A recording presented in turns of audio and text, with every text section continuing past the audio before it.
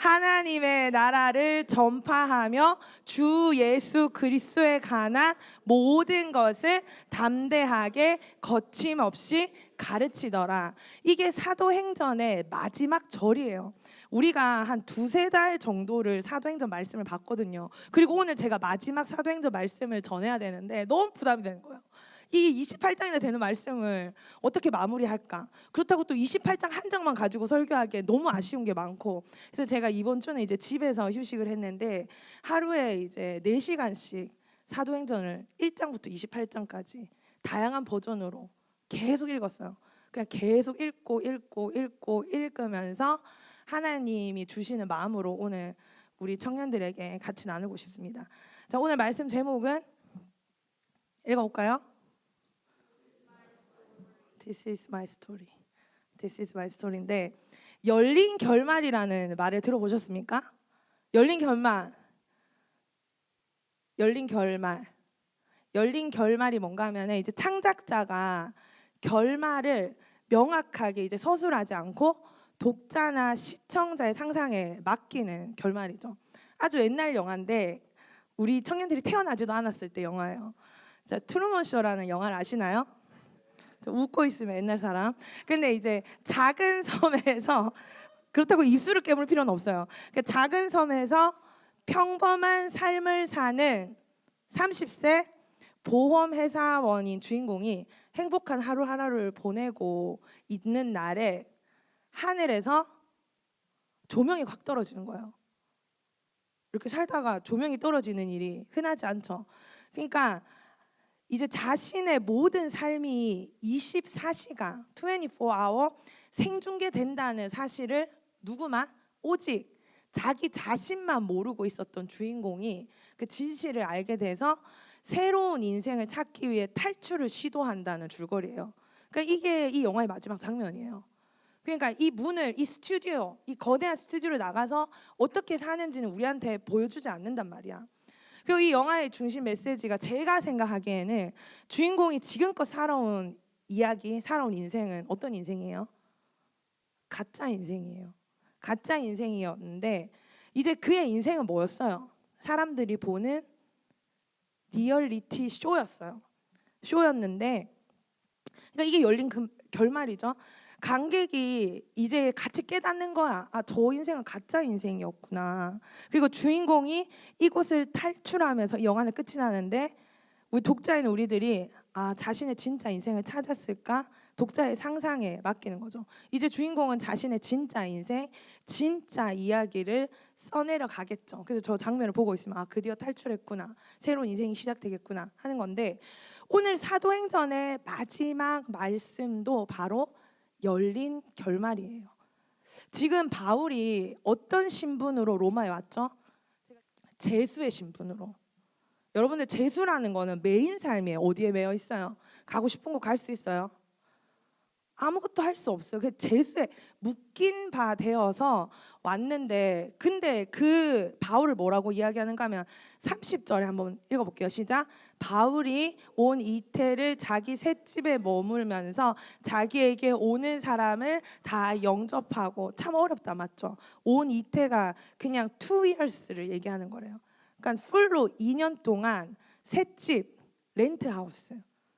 제수가 어떻게 렌트하우스에 사냐. 근데 이제 그 당시에 이렇게 나라에서 다 해줄 수가 없으니까 제수들이 바깥에 있는 가족들이나 친구들한테 이렇게 부탁을 할 수 있었어요. 그러니까 지금 바울이 렌트하우스에서 2년 동안 지내면서 전도를 했다는 거는 바울에게 누가 있었다?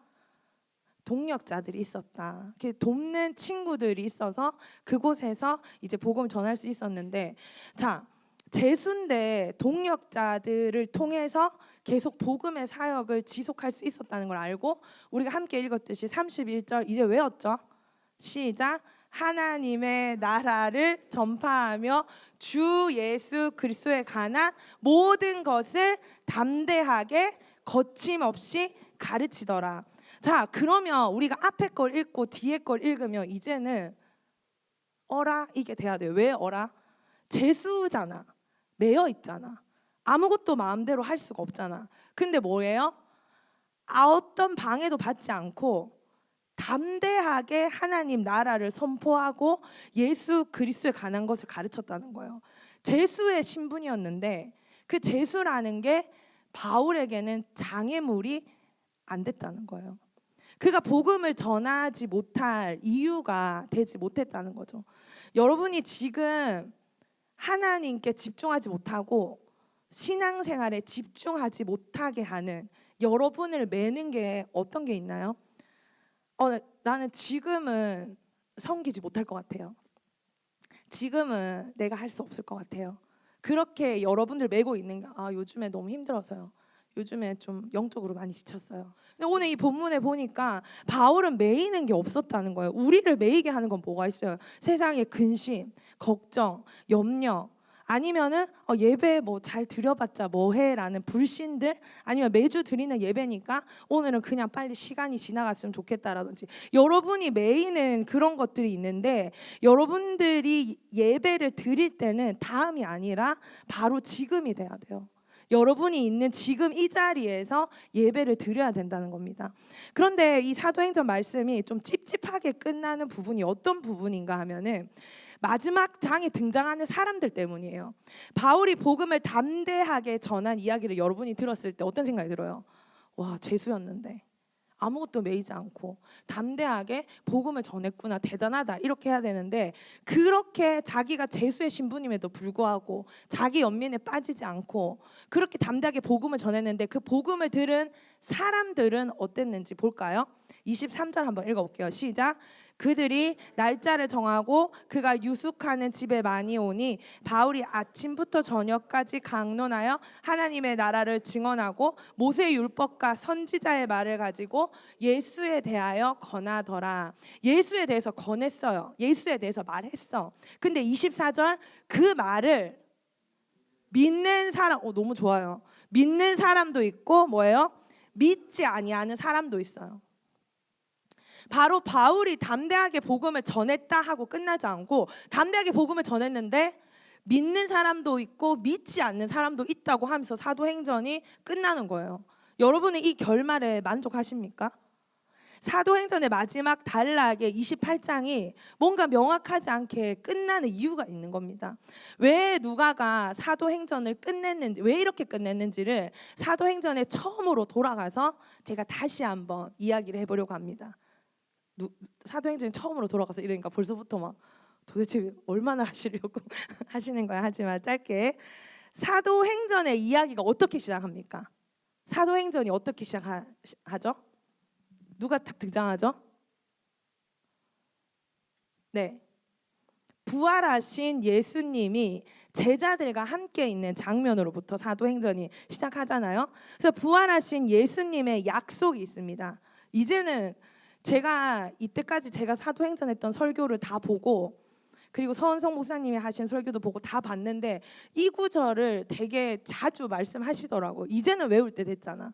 사도행전 1장 8절 한번 외워보겠습니다. 시작. 오직 성령이 너희에게 마시며 너희가 권능을 받고 살렘과 온 유대와 사마리아와 땅끝까지 이르러 내 증인이 되리라 하시니라. 자, 외울 때 됐죠? 성령이 너희에게 임하시면 너희가 파워, 권능을 받고 온 유대는 어디를 얘기해? 지금 제자들이 있는 곳, 예루살렘과 예루살렘에 지금 있잖아. 예루살렘 교회에 예루살렘, 그리고 온 유대, 그리고 사마리아, 그리고 땅끝까지. 이게 예수님의 약속이에요. 지금 네가 있는 곳에서부터 땅끝까지 이르러 뭐가 된다고요? 증인. 이게 예수님의 약속이라는 거예요. 근데 부활하신 예수님이 어떤 일을 하셨는지 1장 3절 한번 읽어볼게요. 시작. 그가 고난 받으신 후에 또한 그들에게 확실한 많은 증거로 친히 살아계심을 나타내사 40일 동안 그들에게 보이시며, 자, 그리고 사도행전의 마지막 절 우리가 읽었죠. 다시 한번 읽어볼게요. 시작. 하나님의 나라를 전파하며 주 예수 그리스도에 관한 모든 것을 담대하게 거침없이 가르치더라. 예수님이, 사도행전이 어떻게 시작해요? 예수님이 하나님 나라를 가르치면서 시작하는데 사도행전이 어떻게 끝난다고요? 바울이 하나님 나라를 가르치면서 끝난다는 거예요. 하나님의 약속이 이루어졌어요? 안 이루어졌어요? 그때 당시에 바울은 예수님을 믿지 않았잖아요. 예수님이 하나님 나라의 일을 말씀하시고 사도들에게 오직 성령이 너희에게 임하시면 온 유대와 사마리아와 땅끝까지 이르러 내 증인이 되리라라고 시작했는데, 바울이 그러한 삶을 살고 있는 걸 보여주면서 사도행전이 끝난다는 거예요. 여러분이 소름 돋아야 된다는 거예요. 그때도 예수님을 알지 못했던 바울이었지만, 바울이 지금 제수의 신분으로서 아무것도 얽매이지 않고 담대하고 거침없이 복음을 전하고 있다는 겁니다. 자, 오순절 성령 강림 이후에 베드로와 제자들이 하나님의 말씀을 담대하게 이제 전하게 돼요. 이제 하나님의 말씀을 전하는데 거리낌이 없어요. 그 말을 받아들인 사람들이 세례를 받아서 성경은 이날에 신도의 수가 3,000이나 더했다고 증언을 하면서, 그때 뭐가 탄생하게 되죠? 베드로의 설교로 인해서 믿는 자의 수가 3,000이 되고, 그때 교회가 탄생이 돼요. 그러니까 교회가 생겨나는 거예요. 그 교회가 뭐예요? 오늘 우리 소그룹에 관해서 배우겠지만, 우리 교회가 뭐예요? 예수님을 주로 고백하는 사람들이 모인 모임이 교회예요. 그러니까 오늘 우리가 모여서 뭐 해야 되는가 하면은 그 고백에 합당하게 예배를 드리라는 거예요. 정말 당신의 세이비어, 당신의 구세주, 당신의 구원자라고 생각을 한다면 거기에 합당하게 예배를 우리가 드리자는 거죠. 그래서 2장 42절, 그들이 사도의 가르침을 받아 어떻게 해요?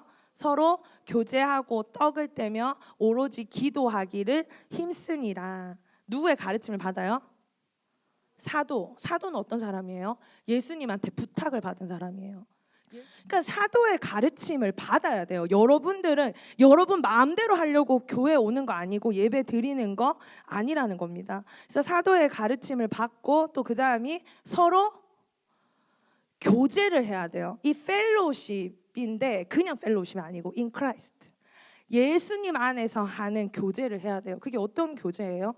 위로하고 격려해주고 안아주고 말씀으로 교제하는 거죠. 그리고 이제 기도하기를 힘썼는데, 그래서 어떤 사건이 일어나서 베드로와 요한이 성전 미문에 가서 앉은 팽이를 고치는 이제 기적을 일으키죠.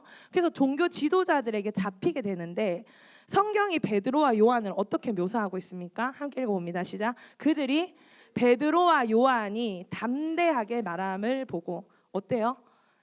제수의 신분으로 지금 공에 잡혀 있어요. 예수의 이름을 한 번만 더 말하면은 너를 풀어주지 않겠다. 아니 어쩌면 예수님처럼 죽을 수도 있는데 어떻게 하고 있다고? 담대하게. 오직 성령이 너희에게 임하시면 너희가 권능을 받고 예루살렘과 온 유대와 사마리아와 땅끝까지 이르러 내 증인이 되리라. 그 약속이 계속해서 제자들의 삶을 통해서 보여주고 있다. 근데 이제 믿는 자의 수가 계속 늘어나니까, 믿는 자의 수가 계속 늘어나면 또 누가 필요해요? 그 사람들을 섬길 자가 필요하죠. 그래서 교회가 뭐를 뽑아요? 예, 집사, 7 집사를 뽑는데 그 7 집사 중에 한 사람 스데반 집사님이 공에 이제 잡혀서 돌에 맞아 순교하는 사건이 발생하게 되죠. 이러면서 예루살렘에 있는 예수님을 믿는 사람들이 어떻게 돼요?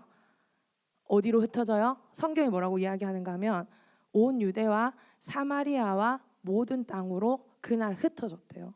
소름 돋지 않아요? 그 1장의 8절 말씀이 핍박을 받았네, 스데반이 죽었네, 이제 교회가 어려워졌겠네, 여기에 집중하는 게 아니고, 스데반이 죽어서 너무 슬퍼가지고 이제 교회가 이렇게 거기에 포커스하는 게 아니고, 스데반의 순교로 어떻게 해요? 교회가 박해를 받아서 예수 믿는 자들이 어떻게 됐다고? 온 유대로 퍼졌대요. 사마리아까지 가게 됐대요. 그렇게 예수님의 약속이 이루어지고 있는 겁니다. 예루살렘에 있던 복음이 이제 유대와 사마리아로 흩어지는 이야기들이 이제 막 나와요. 빌립 집사가 광야에서 누구를 만났어요? 에디오피아 내시를 만나서 세례를 베풀었고, 사울이 다메섹으로 가다가 누구를 만났어요? 사울이 부활하신 예수님을 만났잖아요. 그리고 아나니아를 통해서 교회 공동체에 들어오게 되고, 그리고 베드로는 누구를 만나요? 고넬료를 만나게 돼서 고넬료를 만나게 되고, 그래서 하나님의 복음을 깨달아가는 과정이에요. 여러분들, 우리는 오늘 하나님의 말씀이 저게 무슨 뜻이야? 저는 오늘 사도행전 설교 못할 뻔했어요. 왜냐하면 아직 궁금한 게 끝나지 않아서 아무리 읽어도 모르겠어가지고 이거 한 주 미뤄야 되는 거 아니야? 도저히 결론이 안 나는데 이 정도로 여러분이 제 말씀을 듣다가 저게 무슨 말이야? 전사님 저게 무슨 말일까? 이런 생각이 들어요. 마치고 나한테 와서 물으세요. 선생님 아까 그 말이 무슨 말이었어요? 저 그게 이해가 안 돼요. 그럼 제가 얘기해 줄게요. 아는 선까지. 모르면 또 공부하고 담임 목사님한테 물어보고 또 얘기해 줄 수 있거든요. 그렇게 우리는 복음에 대해서 생각을 해야 돼요. 여러분 공부를 해도 생각을 하잖아. 제가 어제 3시에 집에 가면서 말씀 준비하면서 3시까지 있는 건 좀 투머치인가 이러다가 우리 청년부에 이렇게 막 힘든 공부하는 친구들 있죠. 막 지대에서 밤새고 뭐 페이퍼를 막 40장씩 외워야 된다고 뭐 이런 애들이 생각이 나는 거예요. 공부하는 것도 밤새는데 말씀 준비한다고 밤새는 거는 그 당연한 거네 이러면서 제가 공부하는 지체들 이제 백투스쿨에서 학교 다니면서 전사님 저 과제 너무 많아요. 이거 해야 된대요. 저거 해야 된대요. 이게 내 과제니까, 이게 내 어사이먼트니까 나도 밤샐 수 있지. 나도 더 공부하고 더 기도하고 더 준비할 수 있지. 이런 생각이 나는데, 그래서 어떤 한 사람의 이야기가 아니라 이 사도행전이 어때요? 여기 갔다가 저기 갔다가 복음이 전파되는 과정을 누구를 통해서? 사도들을 통해서 계속해서 보여주고 있는 겁니다. 근데 복음이 전파되는 과정 가운데 교회 안에도 갈등이 생겨요. 그리고 헤롯 왕의 핍박도 시작되는데, 근데 거기에 주목하지 않고 성경은 다시 한번 이야기합니다. 12장 24절 하나님의 말씀은 뭐예요? 핍박받았다, 죽었다, 힘들어졌다, 분란이 생겼다, 분열이 생겼다, 여기에 집중하지 않고 하나님의 말씀이 흥왕하여 더해어졌다고 이야기하죠. 그러면서 이제 13장에 들어서면서 누구의 전도 여행이 시작됩니까? 한번 대답해 볼까요? 바울, 맞아요. 바울의 전도 여행이 시작되는데 이제 막 바울을 통해서 땅끝까지 전해지는 이야기가 이제 시작되는 거죠. 자, 바울이 복음을 전할 때 누구의 극심한 반대들이 있었어요? 네, 같은 유대인이었던 사람들의 반대가 있었잖아. 그래서 복음을 전할 때마다 누가 따라왔어요? 유대인들이 막 쫓아와가지고 막 모함하고 선동하고 막 그랬잖아요. 그래서 루스드라에서 복음을 전하다가 걷지 못하는 자를 걷게 하면서 또 어떤 칭호를 받았다고요? 신이라는 칭호까지 받았는데 어떻게 말했어요? 그들에게 오히려 컴백 하나님께로 돌아오라. 헛된 우상을 섬기지 말고 나는 사람이다. 이렇게 하면서 복음을 전하러 다니면서 또 그 다음에 믿음의 동력자들 바나바와 같이 다녔고, 또 고린도에서 누구를 만나요? 같이 천막을 짓는 브리스기를 아굴라, 또 누구를 만났어요? 디모데 신라와 함께 이런 모습 저런 모습으로 계속해서 복음을 담대하게 전하는 바울의 모습이 계속되는 거죠. 자, 그리고 마지막으로 예루살렘으로 가면은 분명히 붙잡히고 환난을 당할 거라는 거를 각 도시마다 성령이 이야기해주고, 심지어 동력자들이 뭐라고 이야기해요? 거기 가지 마라. 너 분명히 붙잡힌다. 이렇게 이야기하는데, 그래서 20장 23절 한번 읽어볼게요. 시작. 오직 성령이 각 성에서 내게 증언하여 결박과 환난이 나를 기다린다. 이게 무슨 말이에요? 지금 바울이 예루살렘으로 가려고 하거든요. 근데 예루살렘으로 가면 분명히 잡힌다는 거야. 성령이 이야기해 주시고, 또 누가? 동력자들이 울면서 말리는 거예요. 우리 사랑하는 우리 선교 갔다 온 지체도 있는데 거기 가면은 붙잡혀서 못 돌아오고 죽을 수도 있는 선교지 간다는 거야. 그럼 예를 들어서 그럼 내가 가지 마. 안 돼. 꼭 가야겠어? 뭐 그렇게 이게 아니지. 울겠지. 거기 진짜 가야겠냐고. 거기 가면 안 된다고 이렇게 얘기하지 않겠어요? 그러니까 바울 아끼는 동력자들이 가지 말라고 울면서 계속 남아서 우리에게 말씀을 전해달라고 하는 거죠. 근데 바울이 이렇게 이야기하죠. 함께 읽습니다. 내가 달려갈 길과 주 예수께 받은 사명 곧 하나님의 은혜의 복음을 증언하는 일을 마치려 하면은 나의 생명조차 조금도 귀한 것으로 여기지 아니하노라. 사명 때문에 이 고백과 함께 예루살렘으로 들어가게 되는 겁니다. 여러분들 섬기는 게 쉽습니까? 섬기는 게 여러분들 신앙생활 하는 게 쉽지 않다는 거 여러분들 알잖아요. 결코 가볍지 않다는 거 알잖아요. 예수께 매인 삶이 어떻게 보면은 하지 말아야 할 것들이 너무나 계속 생겨나고, 옛날에는 거리낌 없이 했던 것들이 이제는 하기가 힘들어지고, 내 맘대로 살고 싶은데 하나님이 주시는 말씀 가운데 순종하는 게 쉽지 않잖아요.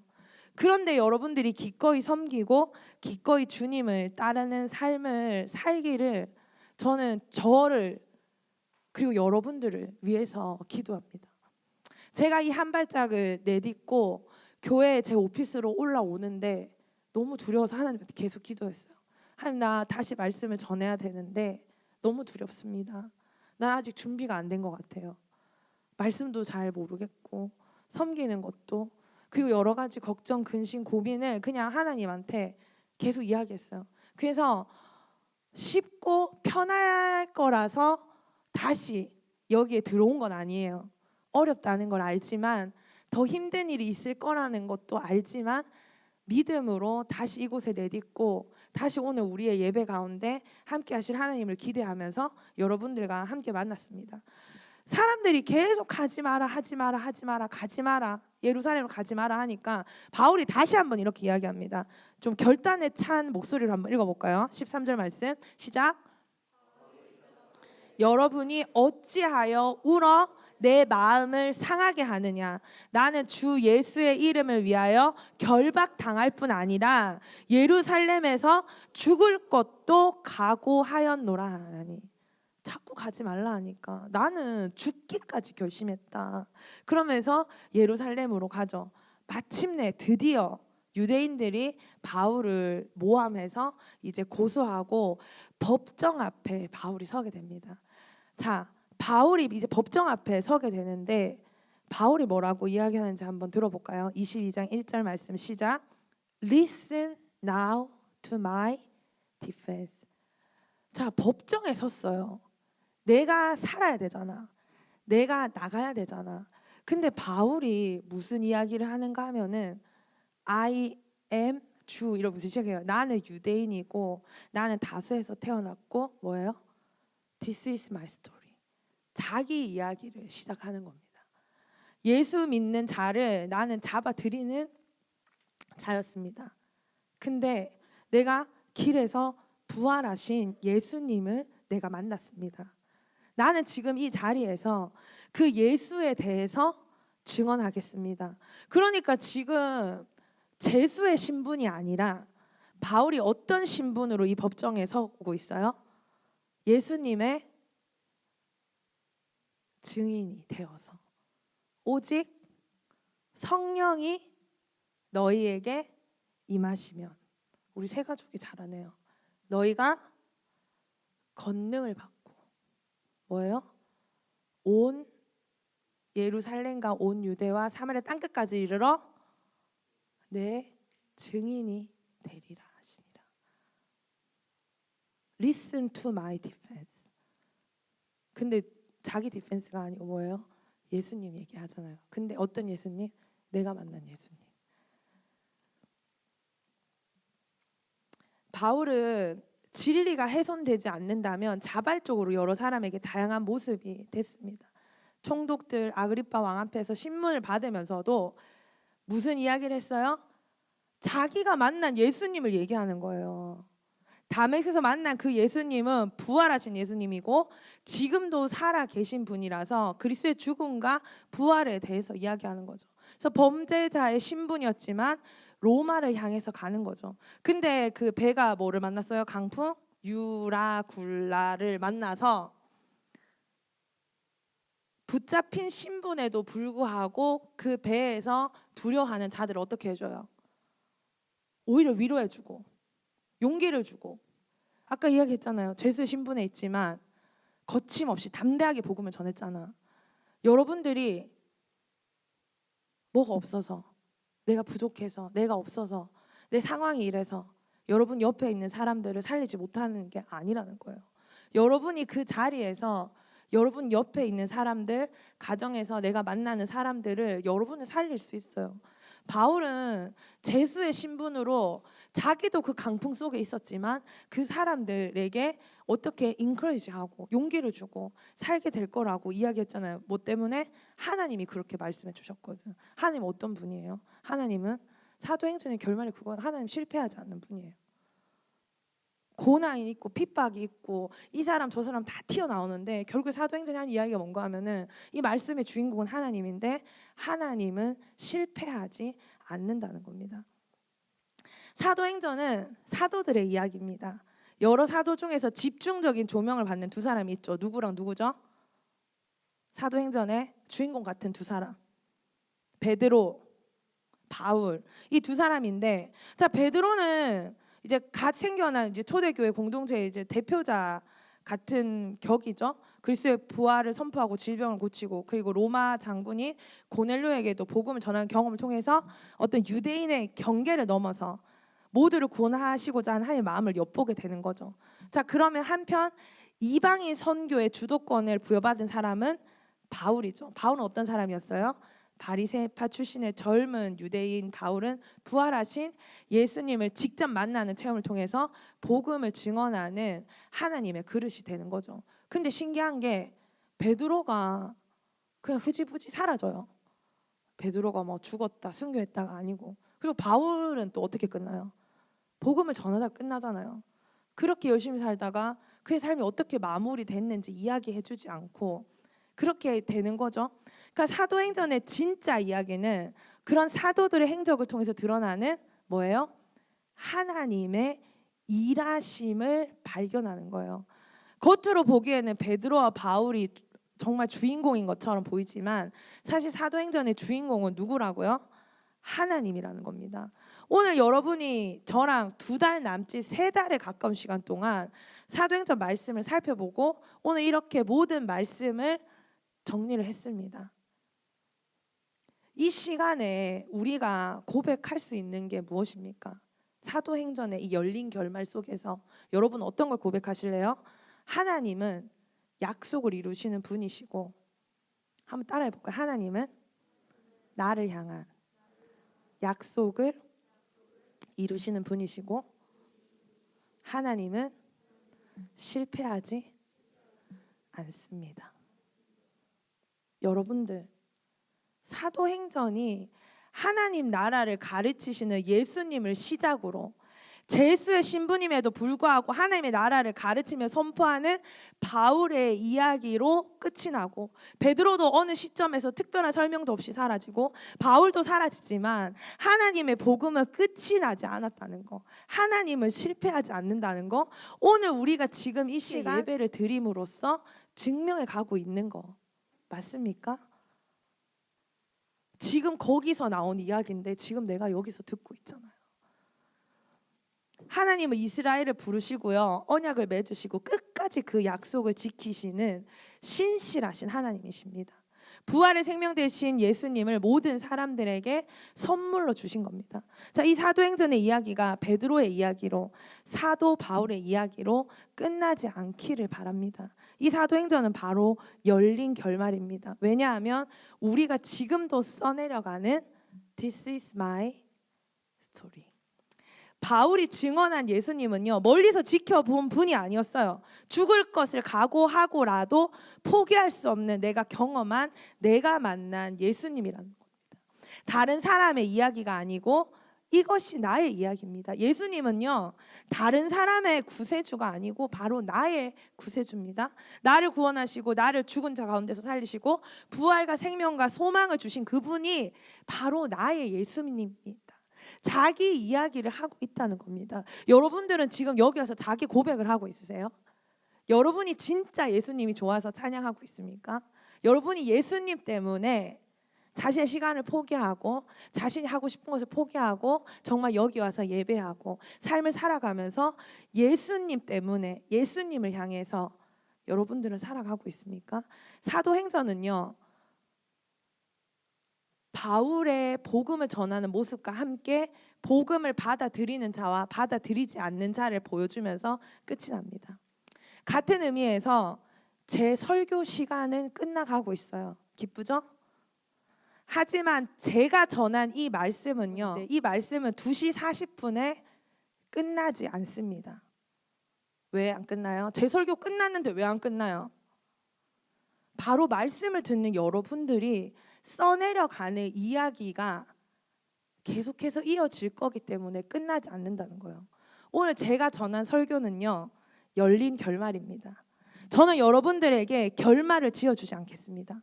여러분들이 이 설교에 대한 반응으로 결말이 지어질 것입니다.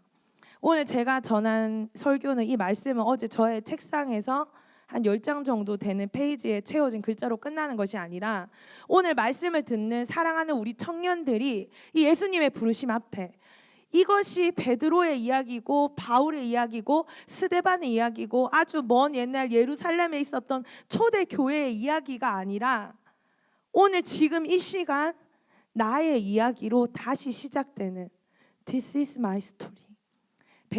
베드로의, 스데반의, 바울의 이야기가 아니라 나의 이야기가 되기를 원합니다. 그래서 여러분의 이야기를 써내려 가기를 소망합니다. 제가 지난 2주에 회복의 시간을 가졌습니다. 지난주에 이제 뉴욕에 있는 2곳의 교회를 방문해서 예배를 드렸는데요.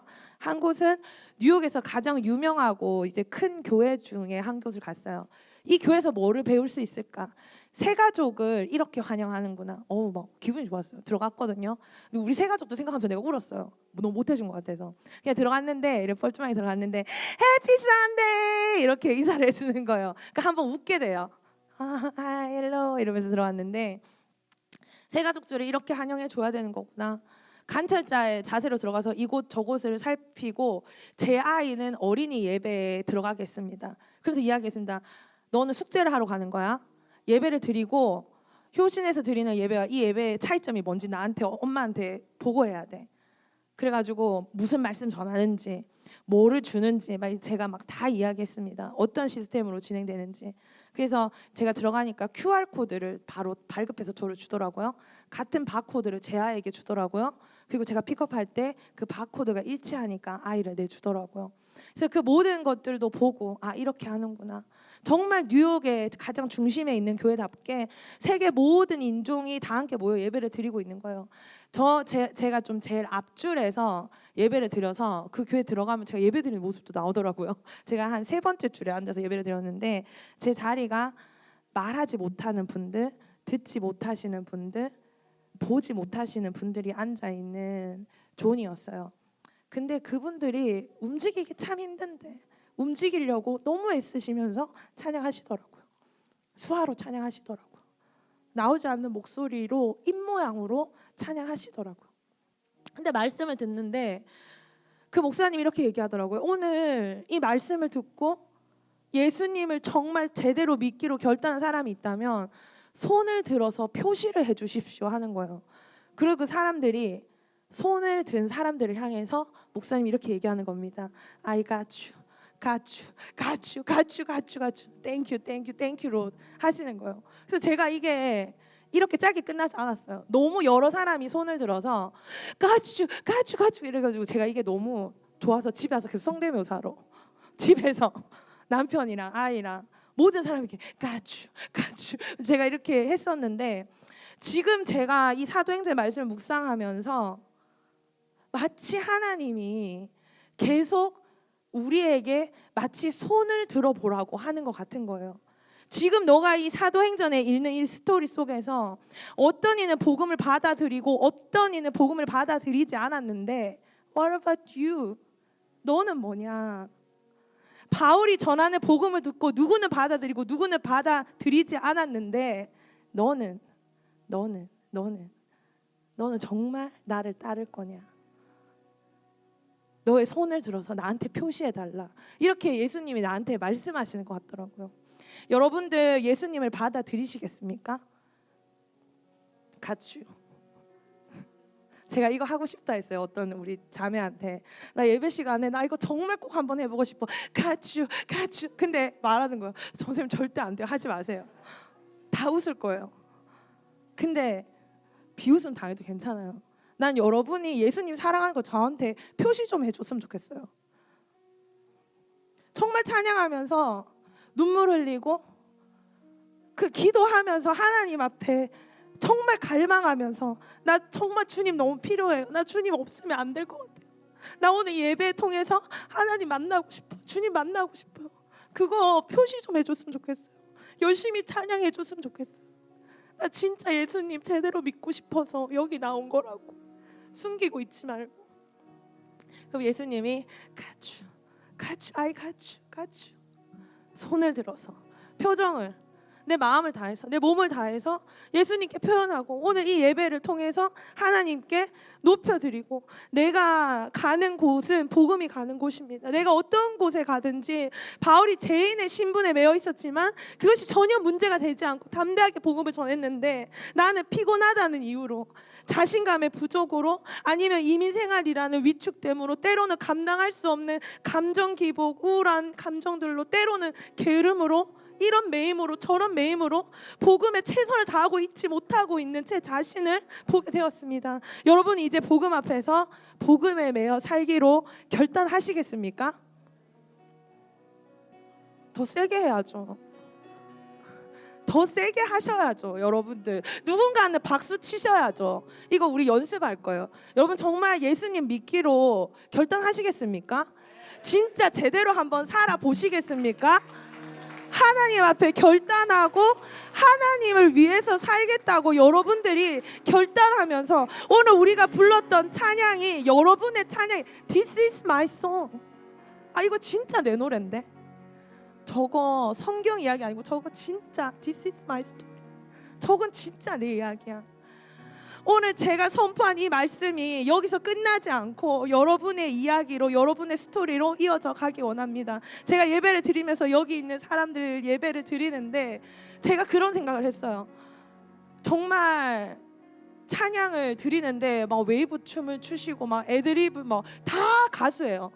근데 제가 우리 여기 와서 우리 그렇게 예배 드리자 하면은 좀 부담스럽고 싫은 분들이 있을 거 아니에요?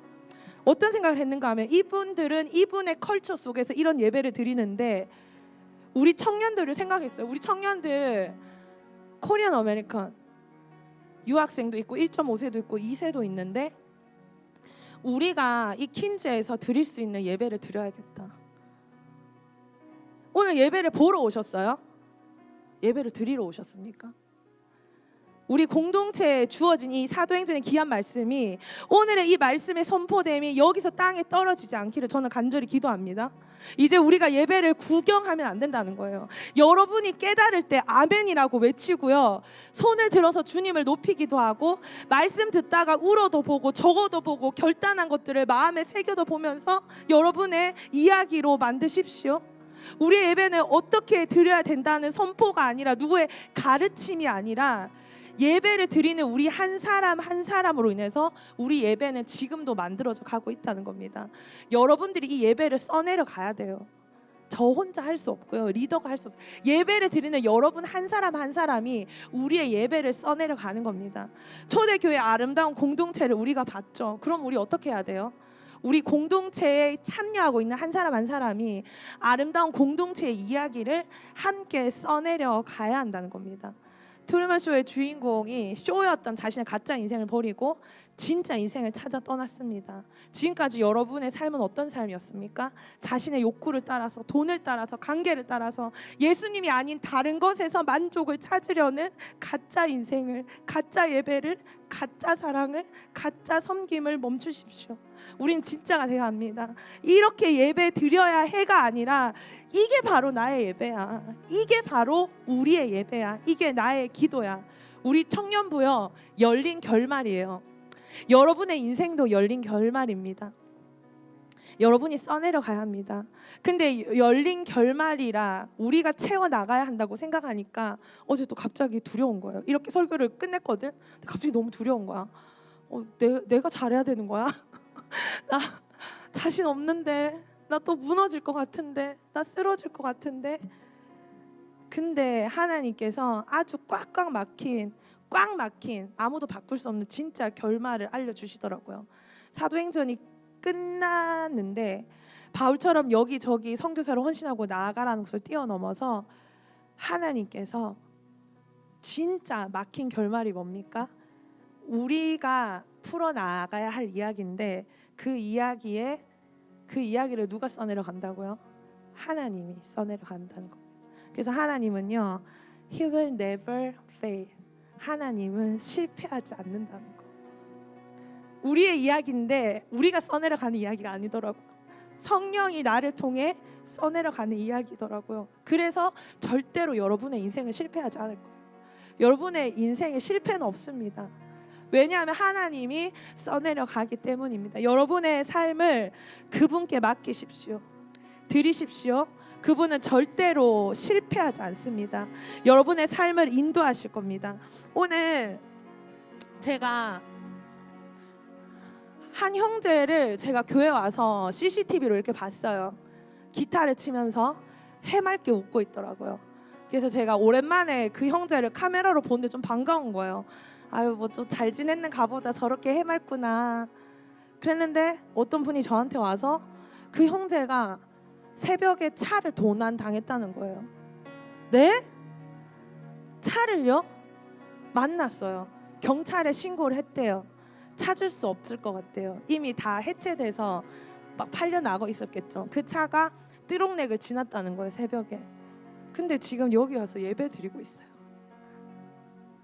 차를 새벽에 도난받아서 안절부절 걱정하면서 근심하면서, 아니 우울하면서, 오늘 정말 예배 못 드리겠다가 아니고 웃으면서 예배 들어오고. 그래서 아까 전에 축복의 시간에도 제가 유유 이랬어요. 내가 해줄 수 있는 게 없어서. 근데 웃고 있어요. 뭐라고 얘기한 줄 아세요? 그래도 예배 드려야죠. 여러분들, 오늘 이 예배가 그 형제의 스토리가 되었죠. 어떤 상황 가운데서도 매이지 않고 예배를 드렸거든요. 여러분들 예배 드릴 때 그런 스토리 하나씩 만들어 가세요. 기도할 때 나만의 예수님의 스토리 여러분들에게 생겼으면 좋겠습니다. 예배 드리면서 만난 예수님, 그거 내 이야기야. 그때 그 말씀 그거 진짜 내 이야기였어. 이렇게 할 수 있는 우리 사랑하는 지체들 되기를 원합니다. 우리 그분의 실패하지 않으시는 그 놀라운 사랑을 이 시간에 함께 찬양하기 원하는데요. 자유롭게 찬양했으면 좋겠어요.